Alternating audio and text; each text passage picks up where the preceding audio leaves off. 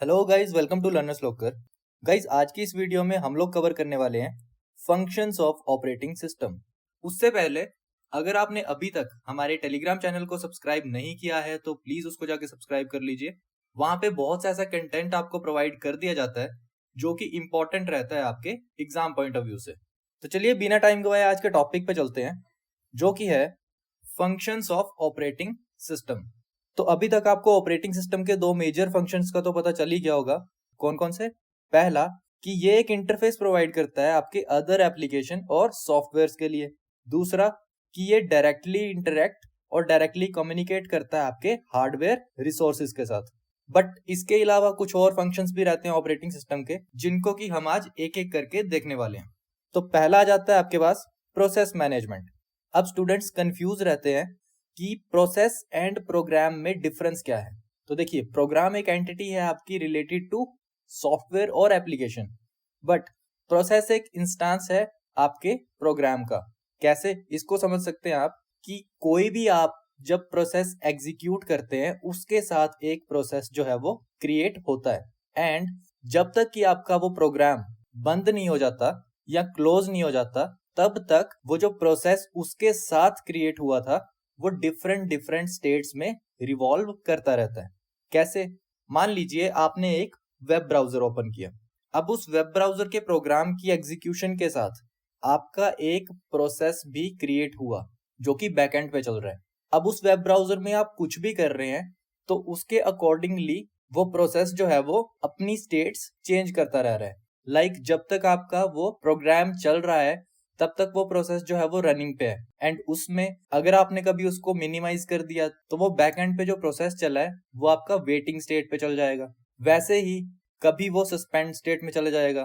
तो ऐसे वो डिफरेंट स्टेट्स में रिवॉल्व करता रहता है, एंड जब आप अपने उस प्रोग्राम को बंद कर दोगे तो आपका जो बैकएंड पे जो प्रोसेस चला है वो भी क्या हो जाएगा? टर्मिनेट। तो बेसिकली एक प्रोसेस एंड एक प्रोग्राम में डिफरेंस क्या है, ये चीजें आपको समझ आ गई होंगी। तो ये माइनर सा डिफरेंस था जिसका कि आपको पता होना चाहिए। अब प्रोसेस मैनेजमेंट में एक प्रोसेस की क्रिएशन से लेके उसकी टर्मिनेशन तक जो कुछ भी होता है वो सब कुछ मैनेज करता है आपका ऑपरेटिंग सिस्टम। तो ये चीज आपको क्लियर होगी है। बाकी प्रोसेस मैनेजमेंट जो है ये एक चैप्टर है अलग से ही, एंड ये काफी इंपॉर्टेंट है। तो इसको हम एक सेपरेट वीडियो में कवर करेंगे। अभी के लिए बस आपको ये याद रखना है कि प्रोसेस मैनेजमेंट एक इंपॉर्टेंट फंक्शन है आपके ऑपरेटिंग सिस्टम का। चलिए नेक्स्ट आ जाता है आपके पास रिसोर्स मैनेजमेंट। अब एक कंप्यूटर सिस्टम के अंदर रिसोर्स हम किसको कंसीडर करते हैं? तो जब हम नेटवर्क ऑपरेटिंग सिस्टम कर रहे थे तो वहां पे हमने देखा था कि एक रिसोर्स आपका हार्डवेयर भी हो सकता है या आपका सॉफ्टवेयर भी हो सकता है, जिसको कि हम किसी अदर यूजर के साथ शेयर कर सकते हैं। तो हर एक रिसोर्स की जो मैनेजमेंट रहती है कि कौन सा रिसोर्स कितने टाइम के लिए एलोकेट किया जाएगा, कितनी उसको मेमोरी चाहिए, एंड कितने टाइम तक उस पर काम हुआ है, तो ये सब चीजें जो है ये भी मैनेज करता है आपका ऑपरेटिंग सिस्टम ही। Then next function is security management. अब सिक्योरिटी क्या है बेसिकली? तो ऑपरेटिंग सिस्टम में सिक्योरिटी का मेन पर्पस यही था कि अनऑथराइज्ड यूजर से आपके डेटा या इंफॉर्मेशन को सिक्योर रखना। अब एक कंप्यूटर सिस्टम जब आप यूज करते हैं तो आपको ये चीज पता ही होगी कि आप एक पर्टिकुलर फोल्डर या एक पर्टिकुलर फाइल या फिर पूरे के पूरे कंप्यूटर सिस्टम को ही पासवर्ड प्रोटेक्ट कर सकते हैं। इवन दो आप बायोस एंड पे भी अपने सिस्टम को प्रोटेक्ट कर सकते हैं। तो वो कैसे हो रहा है? सिक्योरिटी मैनेजमेंट से। तो ये भी एक फंक्शन है आपके ऑपरेटिंग सिस्टम का। Then next is device management. अभी तक हमने बहुत तरह के डिवाइसेस कवर कर लिए हैं, like memory devices, input devices, output devices, peripheral devices, and आगे हम करने वाले हैं नेटवर्क डिवाइसेस भी। तो इन सब को भी मैनेज करता है आपका ऑपरेटिंग सिस्टम ही। पर कैसे करता है? अब देखिए, हमने ये चीज पढ़ी है that a particular piece of hardware क्या है? एक बॉडी विदाउट सोल। तो अब जैसे कि एक सोल एक बॉडी को फंक्शनैलिटी प्रोवाइड करती है, वैसे ही एक पीस ऑफ हार्डवेयर को अगर फंक्शनैलिटी प्रोवाइड करनी है तो उसके लिए एक पर्टिकुलर सॉफ्टवेयर होता है। जब वो दोनों मिल जाते हैं तो उस पर्टिकुलर चीज में या उस पर्टिकुलर हार्डवेयर में एक फंक्शनैलिटी आ जाती है, मींस लाइफ आ जाती है। तो इन टर्म्स ऑफ डिवाइस उस सॉफ्टवेयर को हम बोलते हैं उस डिवाइस का ड्राइवर। अब यहाँ पे ऑपरेटिंग सिस्टम का क्या रोल आ जाता है कि वो उस हार्डवेयर को हेल्प कर सके कि वो अपने ड्राइवर के साथ कम्युनिकेट कर सके, जिससे कि वो अच्छे से फंक्शन कर सकता है। तो ये चीज आपको समझ आ गई होगी। Then next function is scheduling. अब शेड्यूलिंग क्या है? बेसिकली आपका जब कोई एक प्रोसेस टर्मिनेट हो जाता है तो उसके बाद कौन सा प्रोसेस एग्जीक्यूट होगा, तो इसे बोला जाता है शेड्यूलिंग। अब इसमें क्या रहता है कि मान लीजिए आप माइक्रोसॉफ्ट वर्ड पे काम कर रहे हैं, तो आपको पता भी नहीं रहेगा, बट वर्ड के साथ साथ बैकएंड पे बहुत सारे प्रोसेसेस को मैनेज कर रहा होगा आपका ऑपरेटिंग सिस्टम। अब उस केस में क्या रहता है कि एक प्रोसेस के बाद कौन सा प्रोसेस चलेगा तो उसको भी शेड्यूल करेगा कौन? आपका ऑपरेटिंग सिस्टम।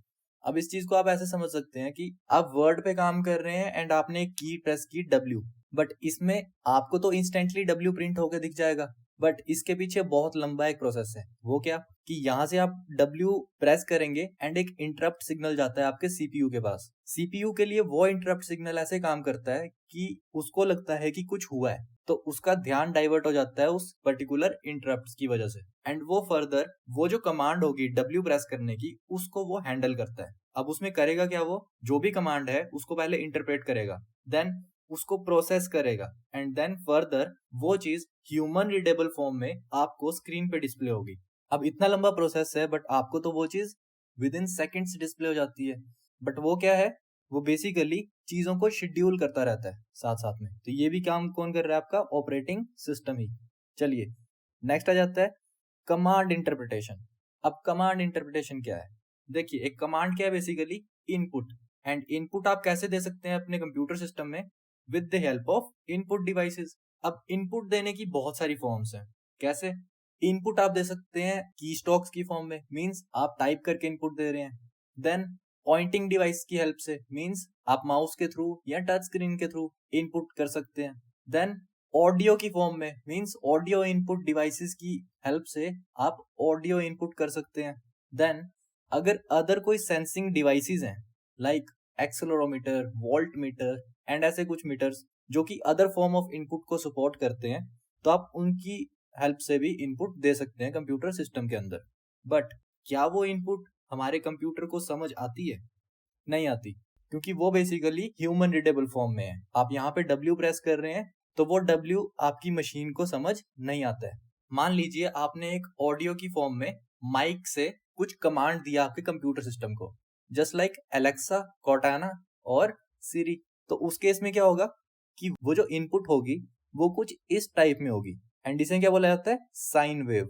बट इस इनपुट को हमने कन्वर्ट करना है कुछ ऐसी फॉर्म में जो कि आपकी मशीन को समझ आ रही है। तो ये जो कन्वर्जन है इसे बोला जाता है कमांड इंटरप्रिटेशन, जो कि कौन करता है? Operating system. Then next function is memory management. अब मेमोरी डिवाइसेस में हम लोगों ने देखा था दैट आपकी मेमोरी जो है वो एक एक्सेल शीट की तरह रहती है, कुछ ऐसी एक स्प्रेडशीट की फॉर्म में रहती है, जिसमें कि हर एक सेल जो है वो एक मेमोरी लोकेशन की तरह काम करता है, जिसका कि पर्टिकुलर एक मेमोरी एड्रेस भी होता है। अब इस चीज का ट्रैक भी कौन रखता है? Operating system. देन फर्दर जो भी आप प्रोसेस या प्रोग्राम एग्जीक्यूट करते हैं तो उसको एग्जीक्यूट होने के लिए भी कुछ पीस ऑफ मेमोरी जो है वो चाहिए होती है, तभी वो एग्जीक्यूट हो पाएगा। मींस उसको लोड होना पड़ता है एक मेमोरी के अंदर।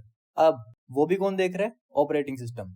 एंड एग्जीक्यूशन के टाइम पे मेमोरी को एलोकेट करना एंड उस प्रोसेस के टर्मिनेशन के टाइम पे मेमोरी को डी एलोकेट करना, ये भी किसका फंक्शन है? ऑपरेटिंग सिस्टम का ही। तो होप आपको ये भी समझ आ गया होगा। Then next is network management. अब नेटवर्क क्या है कि आप with the help of communication media दो कंप्यूटर्स को इंटरेक्ट करवा रहे हैं in order to share resources, data और इंफॉर्मेशन। अब बेसिकली इसमें हो क्या रहा है कि दो या दो से ज्यादा प्रोसेसर आपस में कम्युनिकेट कर रहे हैं। अब ये कम्युनिकेशन भी हैंडल कौन कर रहा है? Operating system. क्यों? क्योंकि आपके हर एक कंप्यूटर सिस्टम जो कम्युनिकेट कर रहा है उसके अंदर भी एक पर्टिकुलर ऑपरेटिंग सिस्टम रहता है। तो क्या सेट ऑफ रूल्स हैं जिनसे कि कम्युनिकेशन पॉसिबल हो पाएगा, तो वो सारे के सारे मैनेज कौन कर रहा है? आपका ऑपरेटिंग सिस्टम ही। तो ये चीज भी आपको समझ आ गई होगी। Then next is file management.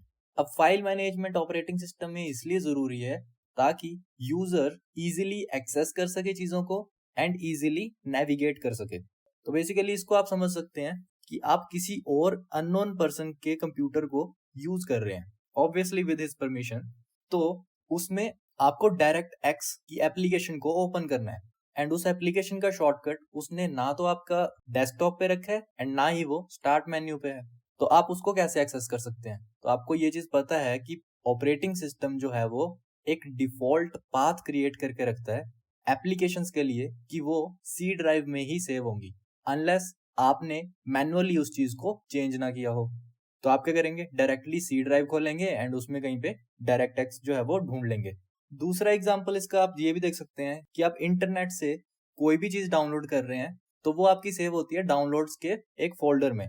Then अब फाइल जब डाउनलोड हुई होती है उसकी डेट, फाइल का साइज क्या है, देन फाइल किस फॉर्मेट में है, तो कुछ ऐसी चीजें जो है ये आपका मैनेज करता है कौन? ऑपरेटिंग सिस्टम ही। तो ये भी आपको समझ आ गया होगा। Then next is job accounting. अब जॉब अकाउंटिंग क्या है? तो इसको सिंपली आपको ऐसे समझना है कि हर एक जॉब का जो है वो रिकॉर्ड मेंटेन करके रखता है आपका ऑपरेटिंग सिस्टम। अब इस चीज को भी आप एक एग्जांपल से समझ सकते हैं। पुराने डिवाइसेस में तो ऐसा नहीं होता था, बट जो नए डिवाइसेस आ रहे हैं उसमें आपको स्क्रीन टाइम पता चल जाता है कि पूरे दिन में आपने कितने देर इस डिवाइस को यूज किया है एंड किस किस एप्लीकेशन को यूज किया है। लाइक फॉर एग्जांपल अगर आप फोन यूज कर रहे हैं तो उसमें आपका साइड में एक विजिट ही बना रहता है आपके स्क्रीन टाइम का, या आपको कई बार नोटिफिकेशन आ जाती होगी दैट 12 में से 10 घंटे आपका स्क्रीन टाइम है आज का एंड उसमें से 4 घंटे आपने फेसबुक स्क्रॉल किए, 2 घंटे आपने इंस्टाग्राम स्क्रॉल किए, 2 घंटे आपने यूट्यूब देखा है एंड 2 घंटा आपने सेल्फीज क्लिक किए हैं। तो कुछ ऐसा। तो ये जो रिकॉर्ड मेंटेन कर रहा है चीजों का, ये भी कौन कर रहा है? ऑपरेटिंग सिस्टम ही। Then next is thread management. अब थ्रेड क्या होता है? तो देखिए प्रोग्राम में हमने देखा था कि प्रोग्राम क्या है? एक सॉफ्टवेयर या एक एप्लीकेशन। प्रोग्राम के एग्जीक्यूशन के साथ एक प्रोसेस भी क्रिएट होता है जो कि उस प्रोग्राम की टर्मिनेशन तक अलग अलग स्टेट्स में रिवॉल्व होता रहता है। अब उस प्रोसेस को जो पाथ प्रोवाइड करना है उसे बोला जाता है थ्रेड। तो नॉर्मल भाषा में थ्रेड जो है वो धागा होता है, बट क्योंकि हम कंप्यूटर्स कर रहे हैं इसलिए यहाँ पे थ्रेड का मतलब क्या है? एक फ्लो ऑफ प्रोसेस या एक पाथ ऑफ प्रोसेस। तो आपने एक मल्टी थ्रेडिंग का कॉन्सेप्ट सुना होगा। उसमें क्या है कि मल्टीपल पाथ्स रहते हैं एक प्रोसेस के, जिसकी वजह से हो क्या रहा है बेसिकली कि जिस चीज में हमने मल्टी थ्रेडिंग का कॉन्सेप्ट यूज कर दिया है वो चीज रिस्पॉन्सिव हो जाती है। अब इस चीज को भी एक एग्जांपल से समझते हैं। मान लीजिए आपने एक प्रोग्राम एग्जीक्यूट किया, कौन सा? Web browser. अब उसकी एग्जीक्यूशन के साथ आपका वेब ब्राउजर का एक प्रोसेस भी क्रिएट हो गया। देन अब उस वेब ब्राउजर में आप काम कर रहे हैं। अब एक प्रोग्राम की एक विंडो के अंदर आप मल्टीपल टैब्स ओपन कर सकते हैं। तो वो मल्टीपल टैब्स ओपन करने मीन्स वो क्या है? Multiple threads. तो होप आपको ये चीज समझ आ गई होगी। बाकी ये एक इंपॉर्टेंट कॉन्सेप्ट है, इसके ऊपर भी एक सेपरेट वीडियो हम लेके आएंगे। Then next function is processor management. अब इन टर्म्स ऑफ सॉफ्टवेयर आपका जो कोर कंपोनेंट है कंप्यूटर का वो है operating system, but in terms of hardware जो कोर कंपोनेंट है आपके कंप्यूटर सिस्टम का वो है कौन? प्रोसेसर। अब इस प्रोसेसर को कैसे मैनेज कर रहा है ऑपरेटिंग सिस्टम? तो देखिए जो भी यहाँ पे चीजें हमने पढ़ी हैं, लाइक ये प्रोसेस है, देन रिसोर्सेज हैं, देन सिक्योरिटी है, डिवाइसेस है, शेड्यूलिंग है, कमांड इंटरप्रिटेशन है, देन मेमोरी है, नेटवर्क है, फाइल है, जॉब है, थ्रेड है, इन सब को काम करवाने के लिए एलोकेट किया जाता है क्या? प्रोसेसर। तो किसी भी प्रोसेस की एग्जीक्यूशन के टाइम पे ना केवल उसको मेमोरी की जरूरत होती है बल्कि उसको प्रोसेसर भी एलोकेट किया जाता है। देन उसके टर्मिनेशन के टाइम पे जब वो प्रोसेस टर्मिनेट हो जाता है तो D allocation of memory and D allocation of process भी होता है। ऐसा नहीं है कि वो प्रोसेस बंद हो गया है अब उस पर काम नहीं हो रहा है तो फालतू में वो प्रोसेसर यूज करता रहे। तो इससे होगा क्या? बेसिकली अननेसेसरीली आपका जो प्रोसेसर है वो बिजी रहेगा एंड आपका कंप्यूटर सिस्टम जो है वो स्लो हो जाएगा। देन अदर कुछ फंक्शंस भी हैं ऑपरेटिंग सिस्टम के, लाइक एरर डिटेक्शन। तो उसमें क्या है कि आपका ऑपरेटिंग सिस्टम कंटिन्यूसली एरर्स को डिटेक्ट करता रहता है और उनको रिमूव करता रहता है। एंड ऐसे बहुत सारे हैं, बट आपके एग्जाम पॉइंट ऑफ व्यू से जो भी इंपॉर्टेंट फंक्शंस थे आपके ऑपरेटिंग सिस्टम के वो आपको यहाँ पे बता दिए गए हैं। अब इसमें कुछ एक इंपॉर्टेंट कॉन्सेप्ट्स हैं like thread management, process management, memory management, network management. तो ये कुछ इंपॉर्टेंट कॉन्सेप्ट्स हैं जिन पे कि हम एक सेपरेट वीडियो लेके आएंगे आपकी बेटर अंडरस्टैंडिंग के लिए। तो होप आप लोगों को फंक्शंस ऑफ ऑपरेटिंग सिस्टम समझ आ गए होंगे। नेक्स्ट लेक्चर में हम लोग प्रोसेस मैनेजमेंट कवर करने की कोशिश करेंगे एंड आप लोगों की अगर कोई क्वेरी है या कोई डाउट है लेक्चर से रिलेटेड, तो आप डायरेक्टली हमारे कमेंट सेक्शन में उसको पूछ सकते हैं। हम लोग डेफिनेटली उस चीज को रिजॉल्व करने की कोशिश करेंगे। एंड गाइज, अगर आपको वीडियोस पसंद आ रहे हैं तो वीडियोस को लाइक कीजिए, चैनल को सब्सक्राइब कीजिए एंड शेयर कीजिए अपने फ्रेंड्स के साथ, ताकि उन तक भी ये इन्फॉर्मेशन पहुंच सके। चलिए मिलते हैं अपने नेक्स्ट वीडियो में, तब तक के लिए थैंक यू।